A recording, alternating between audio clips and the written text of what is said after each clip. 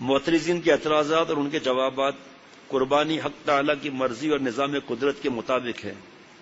فرمایا، اب ذرا غور سے سننا بھائی، خدا تعالیٰ کو ماننے والی قومیں خواہ وہ کوئی ہوں، اس بات کی ہرگز قائل نہیں ہے کہ خدا تعالیٰ نعوذ باللہ ظالم ہے، بلکہ خدا تعالیٰ رحمان و رحیم مانتے ہیں۔ اب خدا تعالیٰ کا فعل دیکھو کہ ہوا میں باز شاہی، شکراں، گدھ، چرخ وغیرہ شکاری جانور موجود ہیں، اور وہ غریب پرندوں کا گوشت ہی کھاتے ہیں، گھاس اور عمدے سے عمدہ میوے اور کسی قسم کی چیز نہیں کھاتے۔ یہ بھی ظلم کر رہے ہیں۔ قربانی کو کہتے ہو نا ایسے گھٹیا جملے بولتے ہو، پھر یہ ان کو بھی روکو جا کر، کیا ظلم کرتے ہیں؟ چلو ظلم بھی کہہ دیا تو کیا فرق پڑتا ہے۔ نیز دیکھو پانی میں کس قدر خونخوار جانور موجود ہیں، گھڑیال اور بڑی مچھلیاں چھوٹے چھوٹے پانی میں رہنے والے جانوروں کو کھا جاتی ہیں، بلکہ بعض مچھلیاں قطب شمالی سے قطب جنوبی تک شکار کے لیے جاتی ہیں۔ ایوب صاحب خوش ہو جائیں، قطب شمالی قطب جنوبی، ماشاء اللہ، آپ سب سے بڑھ کر آپ کے نمبر زیادہ ہے۔ حالانکہ مجھے ابھی بھی مطلب معلوم نہیں ہے، شمالی کا مطلب معلوم ہے، قطب کا مطلب معلوم نہیں، لیکن آج یہ کتنا خوش ہوں گے کہ آخر ہمارے لیے ووٹ بھی ملا حضرت تھانوی رحمۃ اللہ علیہ کا ہے جی۔ ابھی غربی شرکی آگے آ جائے گا، آپ کو کیا معلوم۔ ذرا میں تو اتنا مست ہو رہا ہوں اس باتوں کو کیا عرض کروں۔ مکڑی مکھیوں کا شکار کرتی ہے، بندروں کو چیتا مار کھاتا ہے، جنگل میں شیر، بھیڑیے اور تیندو کی جو غذا ہے وہ سب کو معلوم ہے۔ بلی کس طرح چوہوں کو پکڑ پکڑ کر ہلاک کرتی ہے، خود ہی بلیاں رکھتے ہیں فیکٹری کے اندر تاکہ چوہے پکڑ پکڑ کر مارے ہے جی، اور کتابیں نہ کاٹ جائیں جی۔ تو یہاں کوئی نہیں کہتا بلی ظالم ہے، بیچارے چوہوں کو کھا جاتی ہے، بیچارے چوہے ان کو کھا جاتی ہے۔ آج کے بعد ہم ماسکیٹو کو آئل نہیں جلائیں گے، مچھر بیچارے مرتے ہیں، فنس نہیں لگائیں گے، اچھا ہمیں وہ ان کی غذا ہے خون، کیوں ہم ان کو بھوکھا مارے ہیں، آؤ مچھرو ادھر آ جاؤ، یہ مت کہنا۔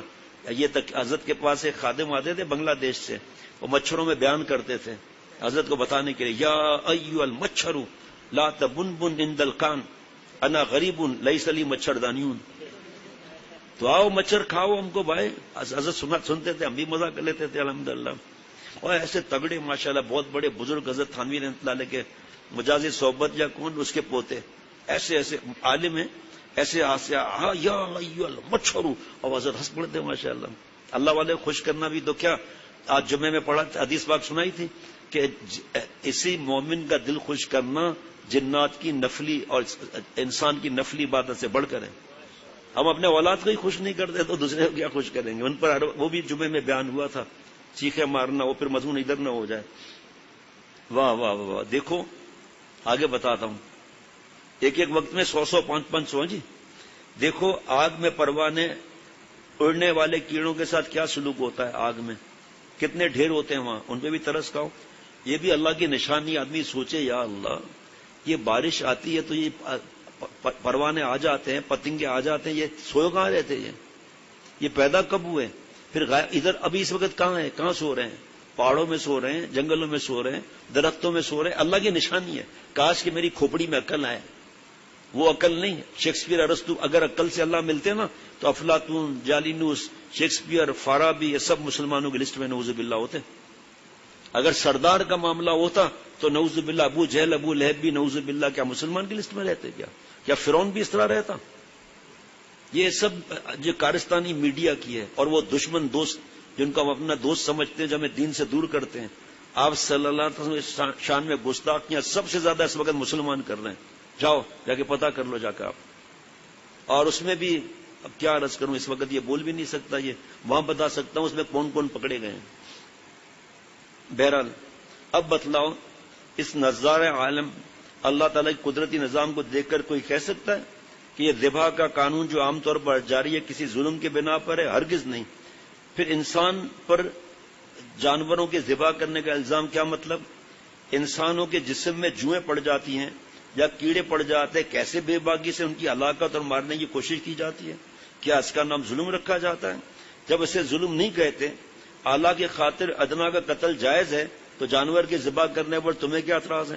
شیخ اللہ رب العجم، یہ تو حضرت مجدد کی بات ہے، شیخ اللہ رب العجم فرمائے تو نے جانور پیدا کیے ہیں، گھٹیا انسان، اللہ کے احکامات میں بیچ میں بولنے والا حضرت ابراہیم علیہ السلام سے لے کر اب تک کتنے جانور ذبح ہوئے ہیں، پھر ابھی کتنے موجود ہیں. عید کے تیسرے دن ذبح ہو گئی سب چیزیں نا، پانچویں دن میرے ساتھ چلو میرے اپنے پیسوں پر، میں نہ جاؤں تو خود جا کر دیکھو، آپ کو ریوڑ کے ریوڑ نظر آئیں گے. اور حضرت مجدد نے فرمایا آگے ضرور ہے بلکہ، لیکن طویل مضمون ہے، پتہ نہیں آئے یا نہ آئے. فرمایا کہ یہی جانور اگر ذبح نہ کرو گے، اور پھر عید پر کیوں اعتراض ہے، سارا سال کیوں ذبح کرتے ہو؟ مرغوں نے تمہارا کیا بگاڑا ہے؟ جو مرغے یا مرغیاں ہم کو تو پتہ نہیں ہے، ان کو کیوں ذبح کرتے ہو؟ مچھلیاں کیوں کھاتے ہو؟ سب مہنگی چیزیں ہو رہی ہیں نا. پھر بھینس کا دودھ کیوں پیتے ہو؟ اس کا مکھن کیوں بناتے ہو؟ اس کا اصلی گھی کیوں بناتے ہو؟ کیوں ان پر ظلم کرتے ہو بھائی؟ بھینس بنائی اللہ نے، گائے بنائی اللہ نے، ان کو بڑا اعتراض چڑھا ہوا ہے. بھینس مہنگی ہوتی جا رہی ہے، مت خریدو مت خریدو. ایسے بیوقوفی کی باتیں. پھر کتنے قسم کی مچھلیاں ہیں، کتنے قسم کے ڈرائی فروٹ ہیں، سب تو مہنگے ہو رہے ہیں. سبزیاں ہیں، دالیں ہیں، مت کھاؤ. گھاس کے پتے کتنے ہیں، ختم ہی نہیں ہوں گے، اتنا کھاتے جاؤ. اور پھر مسلمان ہو کے ہانگ میں ہاں ملاتے ہیں، این جی اوز کی تعریف کرتے ہیں، نعوذ باللہ. تو فرمایا کہ یہی جانور بوڑھے ہوں گے اور مر جائیں گے، پھر کیا کرو گے؟ اور پھر معذور ہو جائیں گے، ان کی خدمت کرنا. پھر اللہ کا ایک نظام ہے، ایک واہ بھائی واہ.